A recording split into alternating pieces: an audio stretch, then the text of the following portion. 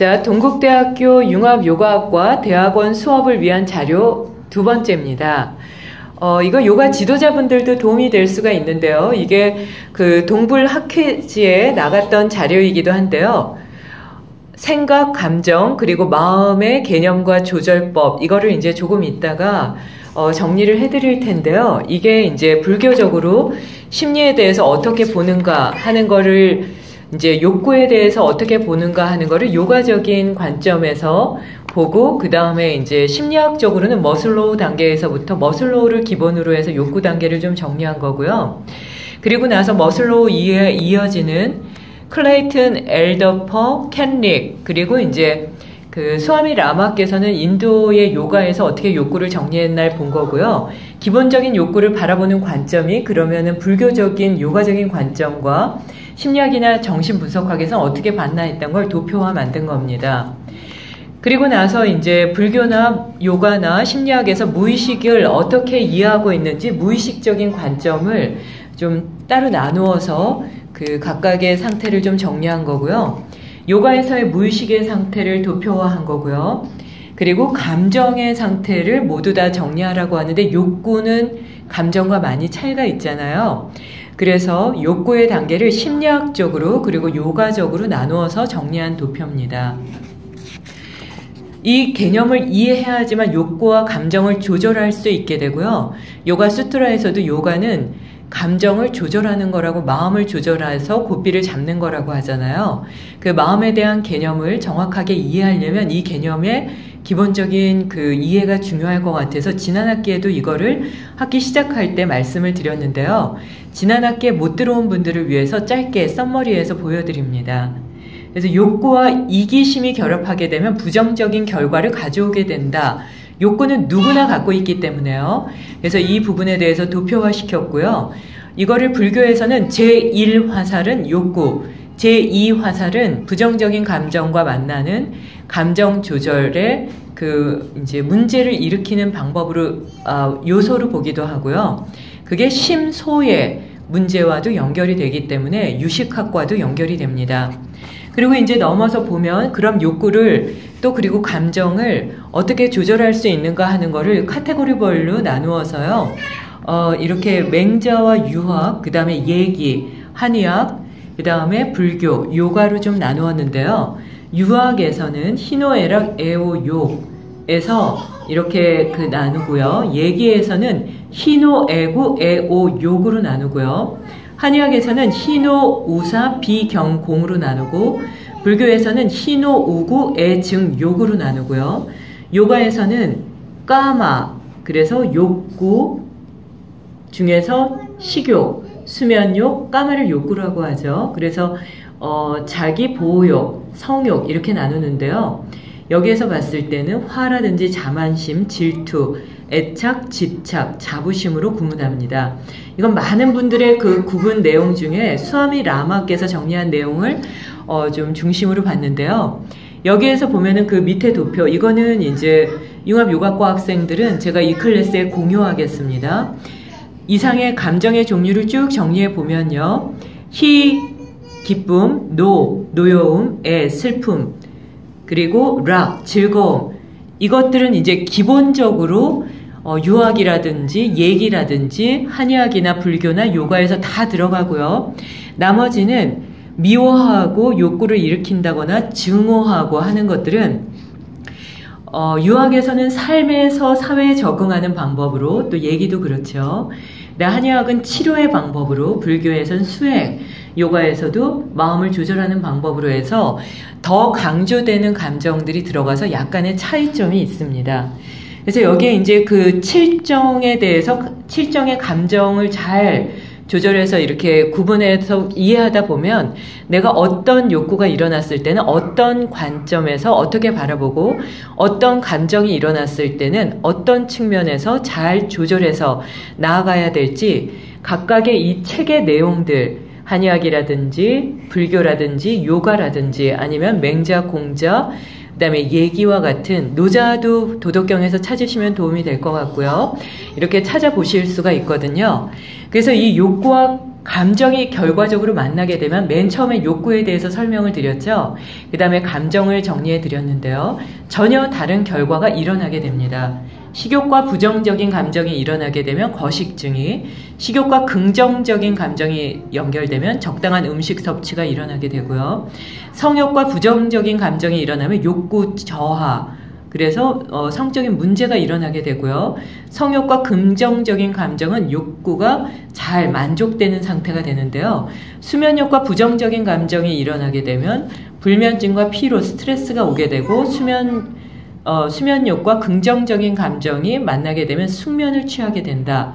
생존욕과 부정적인 감정이 일어나게 되면 자살로 이어지지만 생존욕과 긍정적인 감정이 이어지게 되면 이것이 삶의 활기를 이루고 삶을 목표를 성취하는 데 도움이 되는 그런 징검다리의 역할을 할 수 있거든요. 그래서 말씀드린 욕구와 감정을 부정적인 감정, 긍정적인 감정으로 어떻게 연결하느냐에 따라 그 결과는 완전히 달라집니다. 그래서 그에 대한 도표를 만들었고요. 그 다음에 이렇게 되면 마음은 욕구와 감정에 기반을 두고 이런 방법으로 일어나게 됩니다 하는 것을 요가와 불교와 서양의 마음, 이 내용에 대해서 쭉 정리를 했었는데요. 요가에서는 아유르베다에서 볼 때, 또 쿤달리니 요가나 심리학에서 볼 때 어떻게 보고 있는가, 마음의 상태를 구분을 했고요. 불교에서는 또 개념적으로 마음을 어떻게 보는가를 정리했습니다. 그리고 서양의 학자들은 마음을 어떻게 보는가를 좀 정리했는데요. 요가에서 아유르베다에서는 마음을 공간화시킵니다. 그래서 도샤라든지 바타, 피타, 도샤라고 하죠. 그래서 바타, 피타, 카파의 에너지 흐름으로 나누기도 하고요. 쿤달리니 요가에서는 차크라로 나누어서 7개의 차크라의 움직임을 보기도 하죠. 그래서 보면은 바타, 피타, 카파를 바타, 피타 또는 피타, 카파 또는 바타, 카파 또는 바타, 피타, 카파 이렇게 해서 7개로 나누기도 하는데요. 이거는 다 공간적인 의미와 연결이 돼서 바람이라든지 불이라든지 이런 것들과 연결이 되죠. 이런 특성을 갖는 건 요가는 자연에서 일어났기 때문입니다. 자연의 흐름을 보면서 만들어졌기 때문에 요가 동작들의 이름이 동물의 이름이기도 하고 또는 하늘이라든지 땅이라든지 하는 개념들이 많이 들어오게 되고요. 불교적으로 보면은 불교에서의 마음은 그 본성이 불성이라고 봅니다. 그래서 자성이 청정하다 하는 자성 청정심의 개념으로 보고요. 마음 자리인 심소와 결합하게 되면 다양한 마음이 만들어지기 때문에 원래의 불성을 보게 되었을 때 심소는 그 불성을 가리는 덮개, 도샤에 해당한다고 봅니다. 서양의 마음에서는 물질적인 부분과 마음을 연결해서 봅니다. 심리학이나 정신분석학이나 뇌과학이나 인지과학에서 마음을 이렇게 계속 관리를 하고 조절하기 위해서 많은 이론이 나오는 이유는 마음은 물질적으로 볼 수 없는데 물질적으로 보기 때문이고요. 뇌라든지 또는 호르몬이라든지 신경체계가 마음을 움직인다라고 보기 때문에 뇌와 신체 부위가 마음의 정체성, 흐름을 개념화시키는 기본적인 바탕이 된다고 봅니다.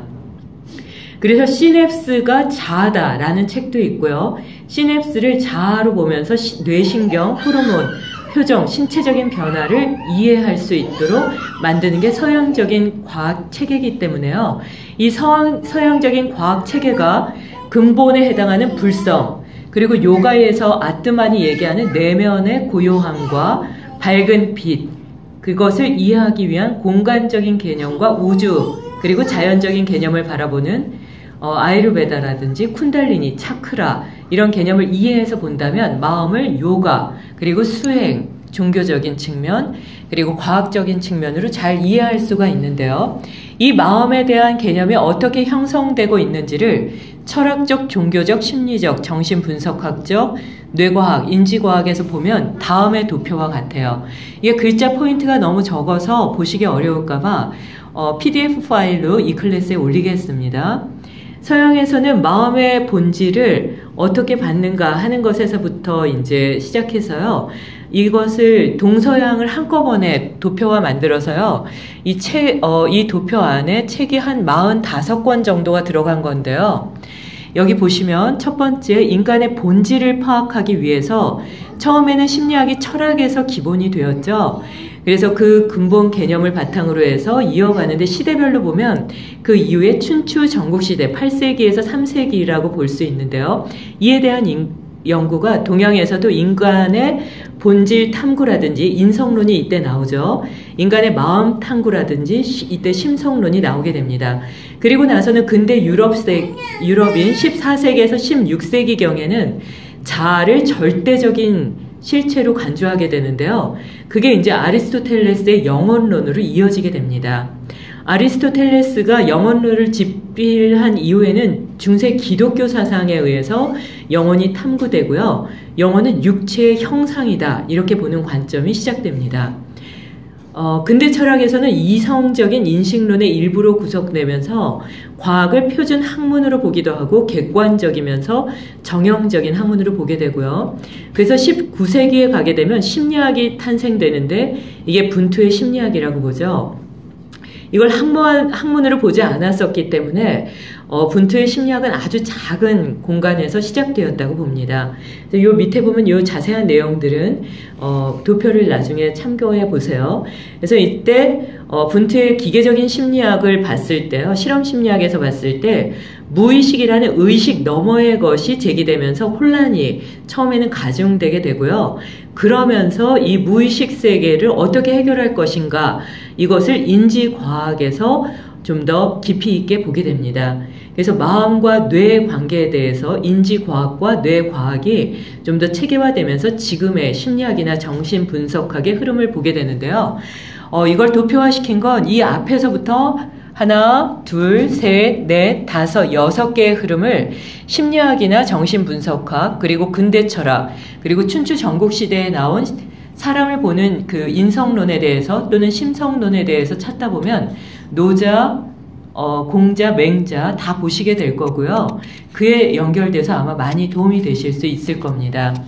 그래서 이 도표를 기본으로 해서 조금 책을 찾아보는 시간이 있으셨으면 해서 보여드리고요.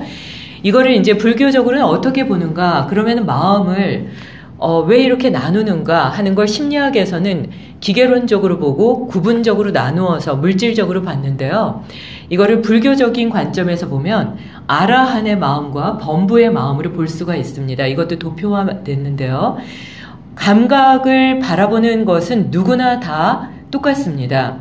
그래서 눈, 코, 귀, 입으로 바라보죠. 이게 유식학에서 많이 어떻게 봐야 될지 구사론부터 시작해서 많이 이렇게 체계화되어 있으니까 그걸 조금 더 보시면 도움이 될 수 있을 것 같은데요. 아라한이라고 깨닫는 과정에 들어가 있는 분들을 보면, 또는 깨달은 분들이라고 보기도 하죠. 감각의 영역의 정보가 들어오게 되면 지혜의 안목으로 여과해서 탐진치 삼독이 일어나지 않도록, 투명한 인식 활동이 일어나도록 마음의 업보를 쌓는 그런 원인을 만들지 않게 됩니다. 이게 바로 무위라고 보고요. 이 무위의 개념은 도덕경에서 노자가 말씀하신 것과 연결되니까 이 부위는 도덕경을 함께 보셔도 도움이 될 수 있어요. 그렇게 되게 되면 마음의 업보를 쌓지 않기 때문에 항상 투명하게 바라보게 되고요. 그럼 아이들처럼 맑고 청정하게 되는데요. 이번 학기에 나가는 이 불교 심리학이라는 사전의 내용에 보면 여기에서 감정은, 아이들은 감정이 없다. 그래서 감각만 있기 때문에 맑고 투명하다 하는 것과 연결이 됩니다. 이건 지두 크리슈나 무르티의 명상의 책에 보면요. 감각은 때묻을 수 없지만 그 감각으로 인해서 내가 판단할 때 그 감정은 때가 묻어질 수가 있고 그 때를 지울 때 완전히 순수해진다 하는 내용과 연결되기 때문에 이 테이블 하나에 지금 보실 수 있는 책은 한 5, 6권이 되겠습니다. 그렇게 되면 기쁜 마음이 일어나게 되고요. 그 옆에는 산스크리트어를 넣어놓은 거고요. 항상 미소 짓는 마음이 일어나게 되고요. 그 다음엔 항상 평정심이 유지되게 됩니다. 그래서 마음이 본래 맑은 상태로 빛나게 된다 하는 그 상태로 들어가게 되는데, 우리 같은 범부들은 마음의 그 그릇에 정보가 들어오게 되면 자아라는 관점이 들어오게 되고요. 이게 필터되면서 굴절되면서 나는 이래 라는 것이 일어나게 되는데요. 이거는 베트남의 냐냐 난나라는 스님이 쓰신 빠빤차라는 책에서 보면 의식의 확장이 일어나고 이게 뇌 노름으로 들어가게 됩니다. 그래서 이 의식이 확장되게 되면 자아 개념이 필터되면서 업보를 낳는 마음, 왜곡되고 어리석은 마음, 내가 맞아 라는 판단 속에 누군가를 미워한다거나 화를 내고 짜증을 내게 됩니다. 몸이 곧 내 자신이야. 그래서 내가 몸이 아름다워지면 자신이 아름다운 사람이라고 착각하게 되고, 내 몸이 늙어간다거나 내가 원하지 않는 외모로 되면 나는 아름답지 않아 라고 착각하지만, 첫 녹음에 말씀드린 것처럼 모든 몸은 썩어가는, 사실은 내 삶의 질과는 전혀 무관한 내용이기 때문에 몸이 자신이라는 어리석음에서 나오라고 합니다. 그리고 나만이 맞다라는 착각과 오류가 일어나게 되는 게 범부라고 봅니다. 그래서 나는 많은 책을 읽었어. 나는 명상을 많이 했어. 나는 이 정도는 돼. 내 통장은 좀 뿌듯하고 나는 지금 이 정도는 이루고 있어. 내가 10년간 요가를 했고 10년간 명상을 했으니까 이만큼이야 라는 어리석은 마음이 일어나게 되면 다음 단계가 어렵다고 봅니다. 그래서 나는 알아. 나는 이 정도는 맞아. 내가 볼 때는 이라고 일어날 때 나는 어리석구나. 자아관념으로 필터돼서 굴절되게 세상을 바라보고 있구나 라는 걸 잊지 말라고 합니다. 내가 어리석고 모를 수도 있다. 내가 잘 모를 수도 있으니 라는 마음은 겸허한 마음과 연결되어서 침묵할 수 있는, 내가 틀리고 부족하기 때문에 말을 할 수 없게 되잖아요. 그 겸손한 마음과 연결된다고 봅니다. 그래서 지금 보시면 겸허하지 못하고 오만하고 교만한 것, 이거는 카톨릭에서는 7대 대죄 중에 첫 번째에 해당하기도 하죠. 그것과 연결되고요. 그런 어리석은 마음, 교만하고 나만이 맞다는 마음, 그 착각이 일으킨 괴로움을 지우기 위해서는 아라한의 마음과 범부의 마음에 대한 이치를 이해할 때 좀 도움이 될 수 있을 것 같아서 지금 같은 도표를 만들었습니다. 자, 그렇게 봤을 때 이제 수아라 요가의 방법이 맨 밑에 나와 있는데요. 아까 말씀드린 교호흡에서 오른쪽 콧구멍과 왼쪽 콧구멍의 내용을 좀 적어놨습니다. 그래서 오른쪽 콧구멍은 활동적이고 공격적이고 하는 내용이 쭉 나와 있고요. 또 그리고 왼쪽 콧구멍은 고요하고 더욱더 수동적이고 내면의 정신적인 쪽으로 향한다. 이 내용도 PDF 파일로 이 클래스에 올리도록 하겠습니다. 그래서 맨 끝에 이 살아 숨쉬는 생명들이 모두 건강하기를 하는 것을 글로 좀 적어드렸는데요. 이거는 스와미 라마의 감정 라인에 따라서 이렇게 정리하면 되겠다 하는 걸 좀 정리한 거고요. 눈을 멀게 하는 부정적인 감정의 모체와 같은 근본적인 욕망을 잘 다스려서 흥분과 파괴, 나쁜 습관을 형성하는 화를 멀리하고 스스로를 무능력하게 하고 자신을 비난하게 만드는 질투의 늪을 벗어나서 찰나생멸하는 이치를 이해하지 못하고 삶이 영원하다는 착각 속에 괴로움을 일으키게 하는 애착하는 마음을 갖고 집착하지 않도록 정진하면서 거짓된 자부심이 일으키는 욕망적 자아와 자만심을 삶의 근거로 삼아 두려움과 불안, 이기심의 마음의 벽을 쌓지 않기를 두 손 모아 기원합니다. 모든 수행의 이론과 방편은 삶에서 실천을 위한 도구일 뿐이기에 나만이 맞고 특별하다는 어리석은 착각 속에 들어가지 않기를 진정한 수행의 길 위에서 부처님께서 가르치신 손끝이 아닌 달의 의미를 바라보면서 나아갈 수 있기를 두 손 모아 기원합니다. 각 내용의 참고 문헌은 참조사항은 참고 문헌을 대신하기 때문에 이 뒤에다가 참고 문헌을 쭉 넣어놨거든요. 그래서 이 참고 문헌을 이 또한 공유하겠습니다. 보시면서 하시면 될 것 같아요. 자, 그래서 지금 말씀드린 것처럼 감정, 생각, 감정, 그리고 마음의 개념과 조절, 이 원고를 보시고요. 그리고 지난 학기에 이제 무드라를 나갔는데요. 무드라 책을